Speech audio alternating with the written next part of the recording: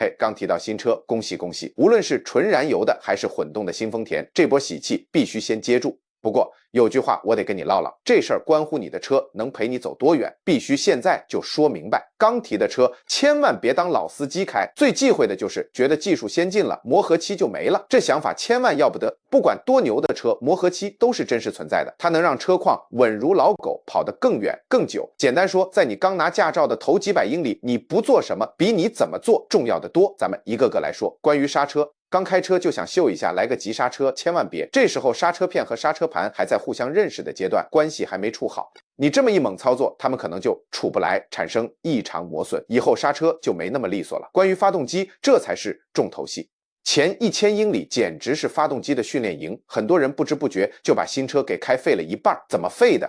猛踩油門，享受推背感，別急。2，一上高速就想飆，慢着。3，長時間用一個速度跑高速也不行。這些操作聽着很爽，但你想想，想讓發動機陪你安安穩穩跑上20萬甚至30万英里，這些壞習慣都得在磨合期內戒掉。這時候發動機裡大大小小的零件正在小心翼翼的磨合，關係沒處好，壓力和磨損就埋下了雷。可能現在啥事兒沒有，但過個幾年問題準會找上門。還有這些隱形坑也要躲，比如剛到手就跑長途，或者急着拖東西拉重物，這些都是給你的新動力系統加壓，同樣是咱們要避免的。所以为了你的豐田能陪你更久，下面這幾條新手友好守則請一定記牢。磨合期就別幹這些事兒。1，別拉高轉速。2，別長時間用一個速度跑。3，別拉太重的東西。4，別開得虎了，激烈駕駛。把這幾個月的磨合期穩穩當當的度過，你的愛車未來絕對是你的忠實戰友，想開多久開多久。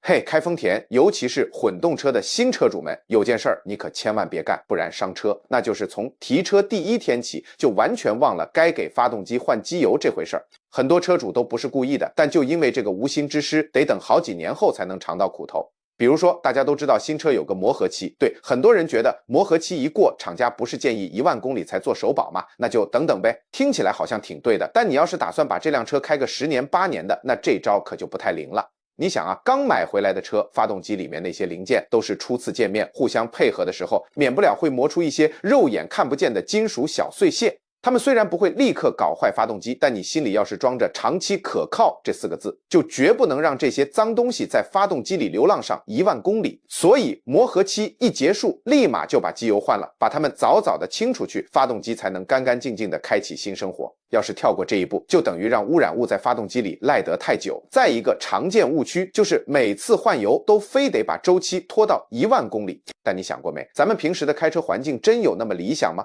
天天堵車，開開停停的短途，夏天高溫暴曬，或者偶爾拉點重東西，這些其實都屬於嚴苛工況。雖然車沒馬上出問題，但對機油的消耗和污染可一點都不客氣。所以千萬別死磕廠家給的那個最長保養間隔，我真心建議你就堅持5000公里或者6個月換一次油，這樣不用自己費心判斷，甭管開得多順滑，都能給發動機穩穩當當的保護。對了，還有一個特別容易被忽略的坑，推遲第一次去保養。有些車主一看5000公里的首保不就是換個輪胎位置嗎？就乾脆往後拖了。這一拖，好，全年的保養計劃就全亂套了。你想想，換輪胎的保養做完了，下次換油可能就不知不覺拖到了1萬公里以外。時間一長，保養的節奏越來越亂，車可能跑到12000公里還沒做過真正的換油保養。這就像一個惡性循環，最後發動機磨損的就快了。所以說保養這事兒，你不能光等 4S 店打電話提醒你，自己也得上點心，主動記着。說到底，保養車子責任在自己身上。機油這玩意兒本來是保養裡最簡單最便宜的一項，但你要是早期就忽略了它，等哪天發動機出了大問題，它就會變成你犯下的最貴的一個錯誤。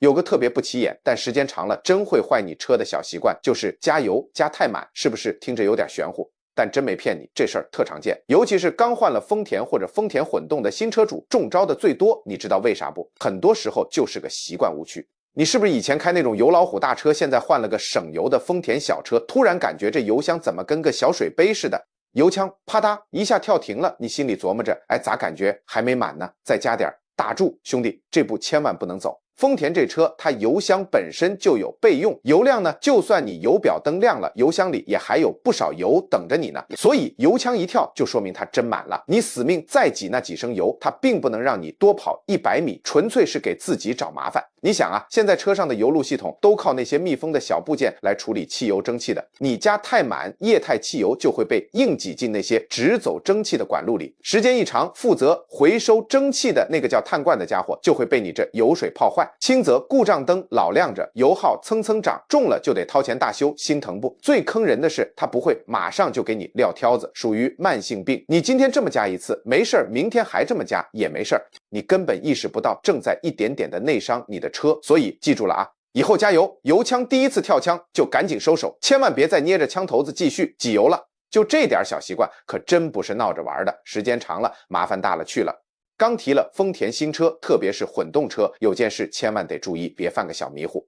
你是不是也覺得車開出 4S 店那會兒，所有東西肯定都是完美設置好的，特別是胎壓，感覺新車嘛，肯定都給調好了，不用管。但這中間有個小坑，你可能不知道，車從工廠開到店裡檢測調胎壓，一切都 OK 了，然後呢，它可能就在停車場裡躺着等幾天，甚至等幾周。你想啊，这期間天氣一熱一冷，胎壓不就跟着熱脹冷縮變了嗎？等你興高采烈去提車，那個出廠時標準的胎壓早就悄悄變樣了。而且 4S 店忙得很，車一走，下一位馬上來，不一定會有時間再給你複查一遍。表面上看車好好的，那個黃色的胎壓報警燈也沒亮，就覺得萬事大吉了。可千萬別光信燈，那個燈啊是個急性子，胎壓嚴重不夠了它才蹦出來，要是稍微高一點或者低一點，它根本懶得理你。就那麼一點點差別，其實挺影響感受的。輪胎磨損會不均勻，開着沒以前舒服，抓地力也會變差。對主打省油的混動車來說，胎壓低了，油耗肯定跟着悄悄上去。所以真相很簡單，提車後自己花1分鐘用個胎壓計測一下，這個小小的動作能避免很多潛在問題。別讓這點小疏忽悄悄影響了您的駕駛體驗和車輛的長期性能。咱們剛提豐田，不管是油車還是混動，最容易馬虎的就是提車當天這事兒。結果呢，好多本來能避免的坑，就偏偏在這一刻踩了。所以啊，提車的時候千萬別着急，驗車這事兒千萬不能含糊。你想啊 ，4S 店那麼多車要處理，就算他們再上心，小劃痕、小凹凸也真可能漏看一圈。記住這個口訣，簽字前繞着車仔仔細細看上一圈，鑰匙一接手，再快速溜一圈複查，這樣才能把後患徹底掐滅。為啥這麼說？因為一旦車開出 4S 店，你想再證明那些小磕碰是原本就有的，那可就難上加難了。還有個事兒，很多新車主第一次長途跑完都遇到過，開了一路車也熱透了，你停進車庫，突然聞到一股糊味兒，心裡咯噔一下，完了，是不是車壞了？先別慌，這事兒太正常了。說白了，車在生產的時候，發動機和排氣系統上會沾一點點機油和膠質。等你把車徹底開熱乎了，這些東西就燒乾淨了。為啥以前沒聞到？因為短途試駕車根本熱不到那個程度。所以啊，一般都得是你開回家停穩了才發現這個味兒。放心，正常開個幾天，這味道自己就沒了。最後還有一個小細節，特實用，但好多人一上車就犯，把那本厚厚的車主手冊啪一下扔進手套箱就不管了。時間長了，它既占地方，還容易被翻得不成樣子。我教你個辦法，把它收在備胎那個犄角旮旯或者後備箱其他安全的地方，這樣既保護好了手冊、手套箱，還能騰出來放點更常用的東西。說白了啊，核心就一點，咱們對待新車，特別是豐田，那些大錯誤其實不多，真正影響車況的都是些不起眼的小選擇。開局就把這些細節做好，避開這些壞習慣，你的豐田才能開得久，跑得穩，發揮出它真正的實力。要是今天這視頻對你有幫助，別忘了點個讚，訂閱我一下。